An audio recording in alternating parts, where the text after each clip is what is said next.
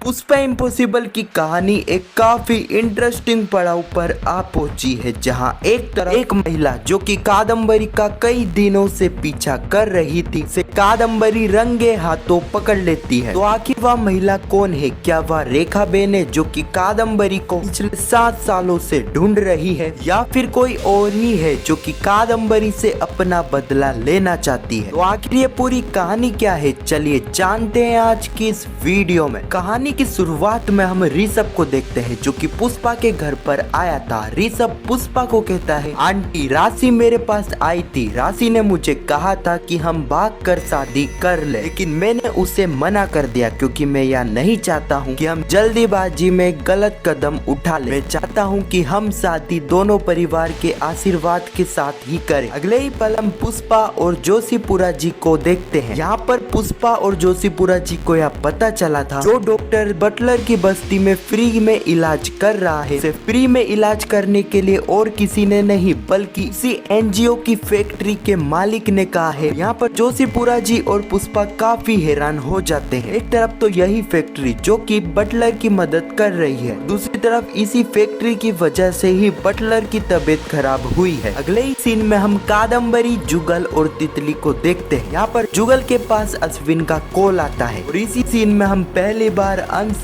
और तितली को एक साथ देखते हैं। पर एक चीज हम यह भी नोटिस करते हैं कि अंश जो कि 7 सालों से लंदन था, लेकिन उसके बावजूद भी अंश इतनी अच्छी, इतनी शुद्ध हिंदी में बात करता है। उसी वक्त हम देखते हैं कि कादम्बरी जिसके ऊपर एक महिला नजर रखती है, उस महिला का तो हमें चेहरा नहीं दिखता है क्योंकि उसने अपना चेहरा एक कम्बल से ढका हुआ था। कादम्बरी को समझ आ जाता है कि कोई तो उस पर नजर रख रहा है। कादम्बरी जैसे ही आगे जाती है, लेकिन वहाँ पर ना ही तो कादम्बरी को वह महिला दिखती है, ना ही तो कोई और व्यक्ति। अगले ही पल हम पुष्पा और जोशीपुरा जी को देखते हैं जो कि अपना अलग ही रूप लेकर उस फैक्ट्री में पहुंच चुके थे, उस फैक्ट्री के मालिक से मिलने। जैसे तैसे उन्हें मिलने की इजाजत तो मिल जाती है। पुष्पा यहाँ पर उन्हें बता दिए कि वह उनका इंटरव्यू लेना चाहती है, लेकिन उस फैक्ट्री का मालिक काफी शातिर था, इसलिए वह अपनी लीगल टीम यानी कि राजवीर शास्त्री को कॉल करता है और उन्हें ये सारी ही बातें बताता है। राजवीर शास्त्री कह देते हैं कि जब तक वह वहां पर नहीं पहुंच जाते, जब तक वह उन्हें इंटरव्यू ना दे। अगले ही सीन में हम ऋषभ और राशि को देखते हैं। राशि जो कि ऋषभ को कॉल करके कहती है, ऋषभ अब काफी टाइम हो चुका है, जो बात करके मेरे घर पर गए थे उस बात का असर मेरी माँ के ऊपर हुआ ही नहीं, और अगर ऐसा ही चलता रहा तो हमारी शादी तो कभी भी हो ही नहीं पाई, इसलिए अब हमें यह निर्णय ले लेना चाहिए, हमें भाग कर शादी कर लेनी चाहिए। ऋषभ राशि को समझाता है और कहता है, राशि तुम सिर्फ 4 बजे तक इंतजार कर लो, अगर 4 बजे तक भी कुछ नहीं होता है तो हम आगे का निर्णय ले लेंगे। इसके बाद हम देखते हैं कि राशि जो कि अपना बैग भी पैक कर लेती है। अगले ही पल हम पुष्पा को देखते हैं। उस ऑफिस से जैसे ही उस फैक्ट्री का मालिक जाता है, पुष्पा और जोशीपुरा जी तुरंत वहाँ पर छानबीन करना स्टार्ट कर देते हैं। तभी पुष्पा को एक चेक मिलता है 5 लाख रुपए का। वह चेक और किसी के नाम नहीं बल्कि उस डॉक्टर के ही नाम था जो डॉक्टर बस्ती में फ्री में इलाज कर रहा है। उसी वक्त हम देखते हैं कि राजवीर शास्त्री वहां पर पहुंच जाते हैं। फैक्ट्री का मालिक राजवीर शास्त्री को अंदर ले आता है। कहीं ना कहीं राजवीर शास्त्री को पुष्पा और जोशीपुरा जी को देखकर शक हो गया था, इसलिए वह इंटरव्यू के लिए मना कर देते हैं और उन्हें वहां से भेज देते हैं। अगले पल हम राशि को देखते हैं जो कि घर से भागकर आ चुकी थी। उसी वक्त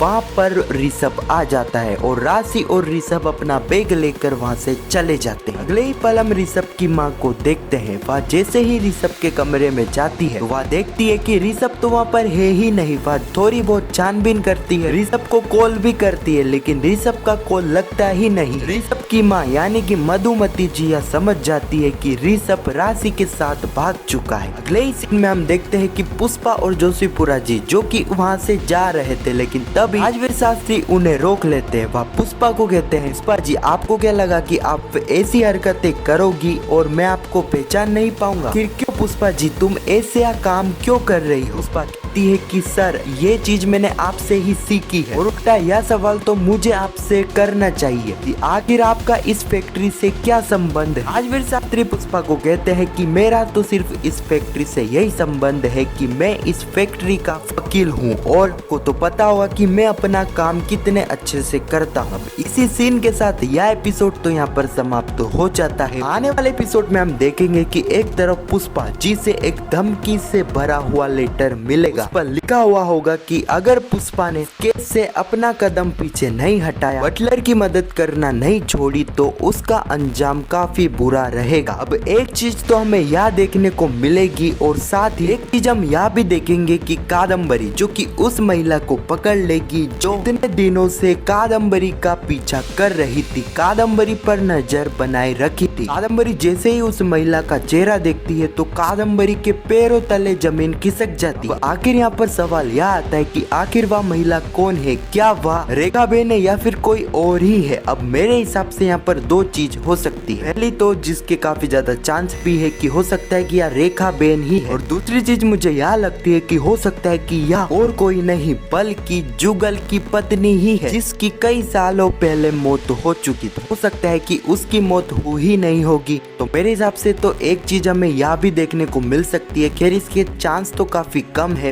या सोगे में कर कहीं से भी कहानी में ट्विस्ट ला सकते हैं। फिर आपको कौन सी थ्योरी सही लगती है, क्या यह रेखा बेन है या फिर जुगल की पत्नी? को क्या लगता है कमेंट में जरूर बताना। और पुष्पा इम्पॉसिबल के आने वाले एपिसोड की ऐसी वीडियो के लिए चैनल को सब्सक्राइब अवश्य करना। जब तक के लिए धन्यवाद।